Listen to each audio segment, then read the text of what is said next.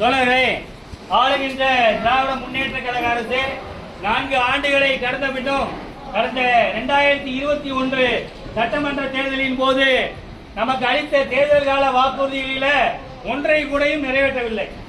முதல்வர் பல இடங்களில் சொல்றாரு, சொன்னதை செய்வோம் சொல்லாதையும் செய்வோம். ஆனா நம்மளை பொறுத்தவரையும் சொல்லாதையும் செஞ்சிருக்காரு. என்ன, கலைஞரால் வழங்கப்பட்ட கடன் விடுப்பு சலுகையை கூட இவர்கள் ஆட்சிக்கு வந்த பிறகு கடந்த 4 ஆண்டுகளாக வழங்காமல் நம்மை வஞ்சித்து வரை காலவரையின்றி முடக்கி வைத்துள்ளார்கள்.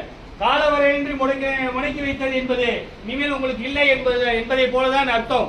நாமும் தொடர்ச்சியாக அதை வழங்க வேண்டும் என்று கோரிக்கை விடுத்து வருகிறோம்.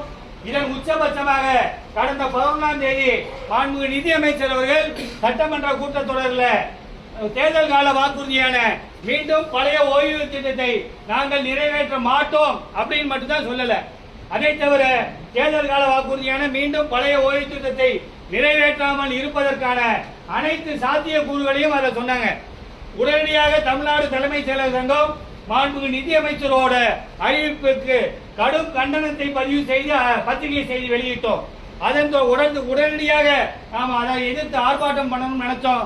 ஆனால் தொடர்ச்சியாக பொங்கல் விடுமுறை வந்ததனால இன்றைய தினத்தை தேர்வு செய்திருக்கிறோம்.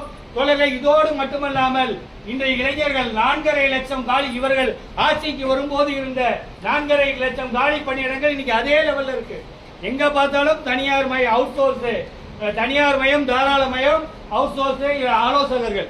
அந்த அடிப்படையில் நம்முடைய கோரிக்கைகளை வாழ்வாதார கோரிக்கையான மீண்டும் பழைய ஓய்வு திட்டத்தை நிறைவேற்ற வேண்டும், முடக்கி வைக்கப்பட்டுள்ள சரண் விடுவிப்பை விடுவிக்க வேண்டும், காலி பணியிடங்களை உடனடியாக நிரப்பிட வேண்டும் உள்ள கோரிக்கைகளை வலியுறுத்தி இன்று நடைபெறக்கூடிய கோரிக்கை முழக்க கவன ஈர்ப்பு கூட்டத்தில் அனைவரும் தவறாது கலந்து கொள்ளுமாறு அன்போடு கேட்டுக்கொள்கிறோம். இது அலுவலக உணவு இடைவேளை கூட்டம் தான், அதனால யாரும் உங்களை தடுக்க முடியாது. நமது வாழ்வாதார கோரிக்கையை மீட்டெடுப்பதற்காக நமக்காக ஒரு அரை மணி நேரம் சங்கத்தோடு துணை நிற்குமாறு அன்போடு கேட்டுக்கொள்கிறோம். தோழர்களே, இதுல ஒரு விஷயத்தை சொல்ல உங்ககிட்ட விரும்புகிறேன். 2017 அன்றைய ஆட்சியாளர்கள் ஊதிய மாற்றத்தை 7வது பே கமிஷனை அமல்படுத்த காலம் கடத்திய போது நாம் அனைவரும் ஒன்றுபட்ட சக்தியாக களத்தில் இறங்கி போராடினோம். நீதிமன்றம் வரை செய்து அந்த ஆட்சியாளர்களை நிர்பந்திக்க வைத்து ஊதிய மாற்றத்தை பெற்றோம் என்பதுதான் வரலாறு. நாம் அனைவரும் ஒன்றுபட்ட சக்தியாக இருந்தால் ஆளுகின்ற ஆட்சியாளர்கள் நம்மை வஞ்சிக்க முடியாது என்ற அடிப்படையில் நாம் அனைவரும் ஒன்றுபட்டு நிற்கிறோம்.